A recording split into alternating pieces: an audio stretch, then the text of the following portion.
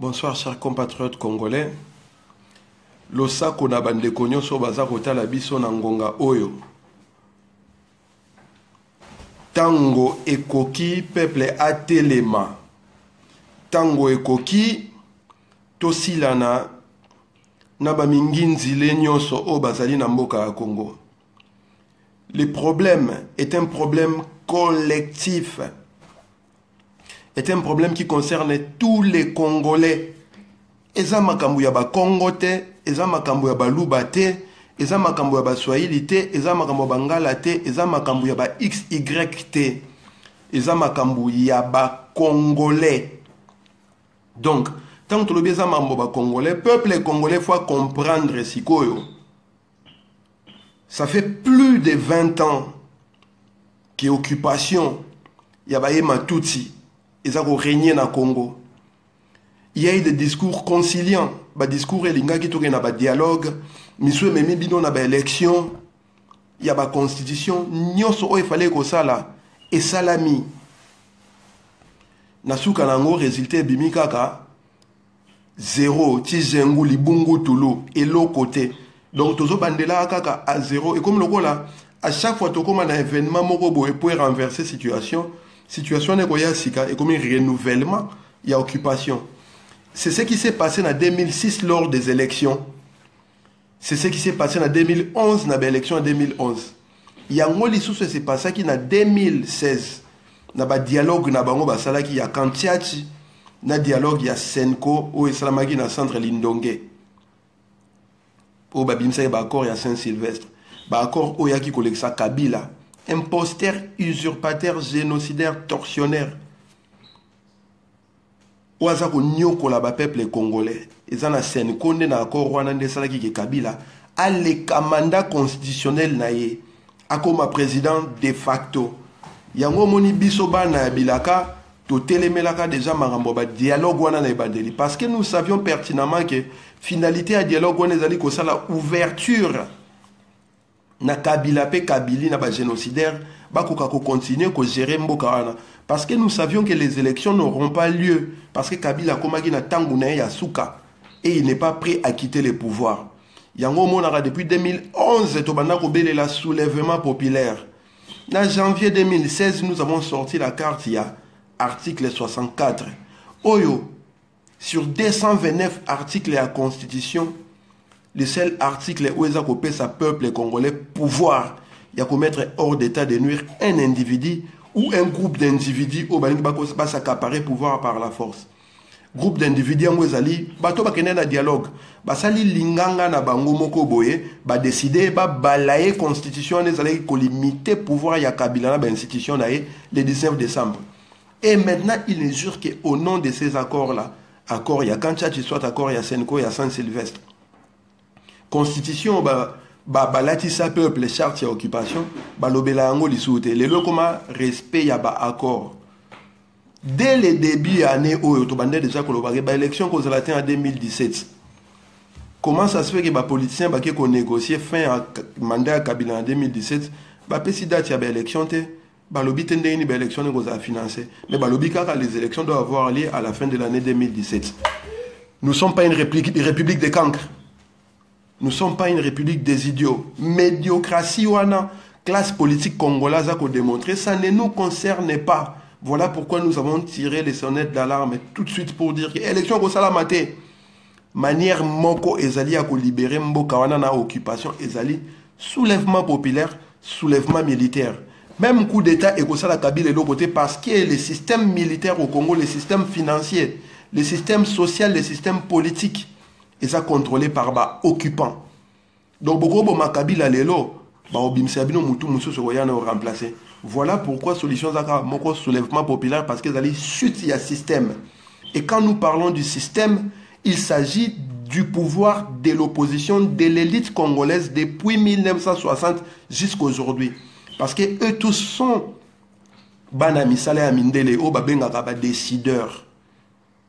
Décideurs. Voilà pourquoi discours il y a résistance qui le Congo aux Congolais, le Rwanda aux Rwandais. Une manière de dire que le Congo appartient aux Congolais et le Congolais n'appartient pas à d'autres troupes, à d'autres pays. Donc ceux qui va congolais ba mo ba gérer mboka te bato baza alibadna ba yewana il faut ba bima batika ba congolais ba régner. Et ces discours là ils a qu'au surenchérir na ba génocide na ba massacre aux sama na Congo. Mais vous ne verrez aucun homme politique congolais à tenir discours wana haute voix au baquet génocide des na Congo ba massacre aux sama na Congo. Kabila za rwandais mboka ezali occupé par la communauté internationale et leurs proxys qui sont autour du Congo. Tout ce que ces politiciens trouvent à dire, ben l'élection fait ça en décembre, avant décembre, les élections, ça a mis Kabila et Falongwa. Hier encore, nous avons appris que les chefs, les responsables de l'Organisation internationale de francophonie rappellent les négociateurs et Senko basons à la table et à dialogue. Troisième dialogue, Kilombo, qui n'a même pas un diplôme d'État, un bac, comme c'est premier ministre, c'est-à-dire à gérer Mboka Mobimba. Hier, nous avons un curriculum vitae et Moko inutile. Les cancres de tous les cancres, les idiots de tous les idiots. Na clique na ya ba Moïse Katumbi Mose Soriano, ba toana nyonso na ba résidu ya Afdel ba résidu ya Kabila. Des ignares qui ne peuvent pas défendre un projet de société de manière cohérente. Ba ignares au ba gobe termino historique ya mbokate. Ba ça la rassemblement moko pour endormir les peuples. Et comme kaka élection fait ça mais élection fait ça, le pays est occupé. Vous ne savez pas dire au peuple que le pays est occupé, qu'il faut chasser les occupants. Voilà pourquoi appel Yanemoi Dansemi et lui avis favorable na biso na résistance na biso ba combattant patriote auto sala musala na diaspora. Nemoi Dansemi est en train d'utiliser la rhétorique de la résistance. Bobenga na ba occupant, le Congo est au Congolais. Kabila alias son vrai nom Hippolyte Kanambe doit dégager lui et ses sbires. Malheureusement, classe politique au Bobenga opposant a rejeté appel Wana. A préféré que ça peuple à la marche pacifique, a préféré que ça peuple les 8 les 9 pour ça la ville morte. Alors qu'à partir à lundi le 7 août, le Benga qui déjà ngitingi là, c'est-à-dire bouleversement, soulèvement, tremblement de terre, c'est-à-dire changement, il faut ça là. Donc Moussala Nabiso Zali, tolobite le 7 août tozo Benga la Kabila. Mais à partir du 7 août, nous allons mener des actions jusqu'à la fin de l'occupation. Intifada ezo banda lendi oyo. Donc moi na Congo ici kanyo so zali ba makesa ba combattant ba résistant ba sur place ba troupe avancée ba éclaireur ceux qui moni politicien et opposition quel que soit son nom boliaye ceux qui bomoni ba sango ya Senko wana baza kumbela ba kambo ba dialogue bolia bango et ceux bomoni ba to ba Kabila wana boki la bango kuma wate bango pina ceux il faut otafuna bango mobeso botafuna yango. L'occupation doit finir. Ce qui boebi monguna moko bo étranger moko atronaka na ba poste clé ya mboka boliaye. Application article 64 yango wana. Opération toebi ndako à partir ya lundi ba action et bandit ti mukolo Kabila kokima. Pétrole ou le kaka na machine na pipeline il faut que tobola yango. Tio wana il faut que passe la yango ba pétrole wana le kaka li soute parce que ça source d'acheminement ya mbongo. Ba impôt bo futaka yango li susute ba mpaku bo futaka li susute facture ya snel bo futaka soute facture ya régie des eaux bo futaka li susute et les lieux où les symboles de l'état sont représentés ce sont des lieux où il faut bo occuper yango ba maison communale ba tribunaux ba siège ya ba parti politique il faut bo occuper yango jusqu'au départ ya Kabila. Palais du peuple, palais de la nation, palais des marbres, Kingakati, partout où les pouvoirs, place Bachaka Drapeau Yamboka, place photo Kabila Zali, beau occupé Yango.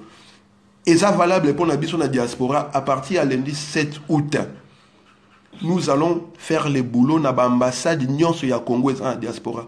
Donc tous les jours, tu vas visiter Bayango, si Mokilekoyo Kalolaka ya peuple congolais.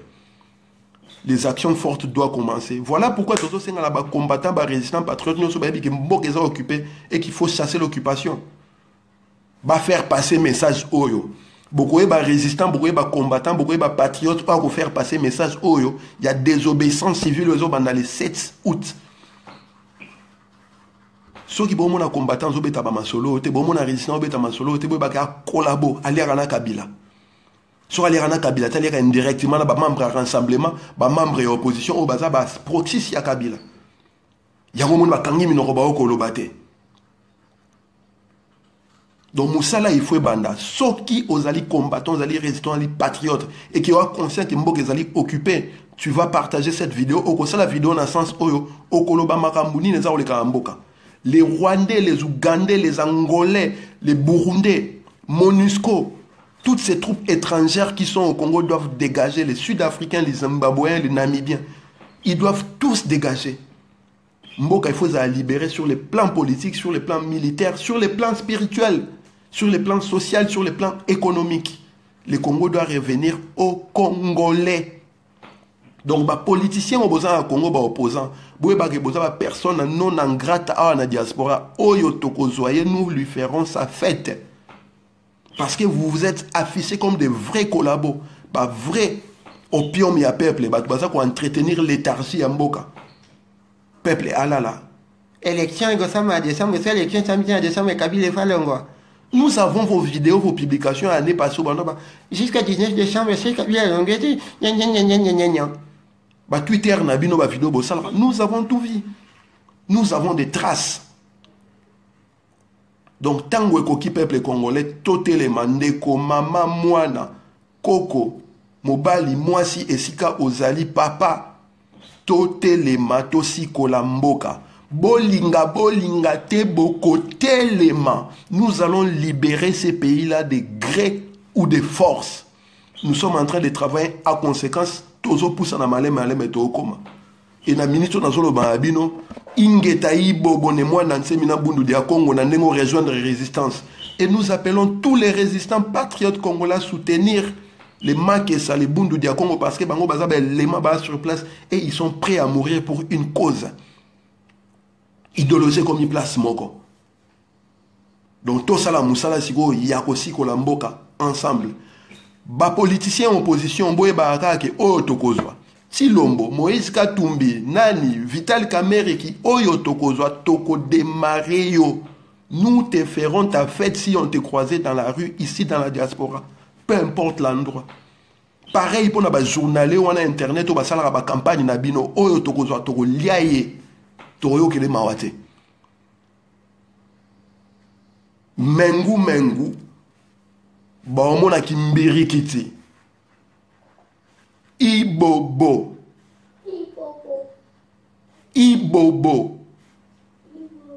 Ingeta à suivre peuple congolais. Rendez-vous lundi Ngitingela sur tout le territoire congolais. Kabila et son système doivent dégager. Ibobo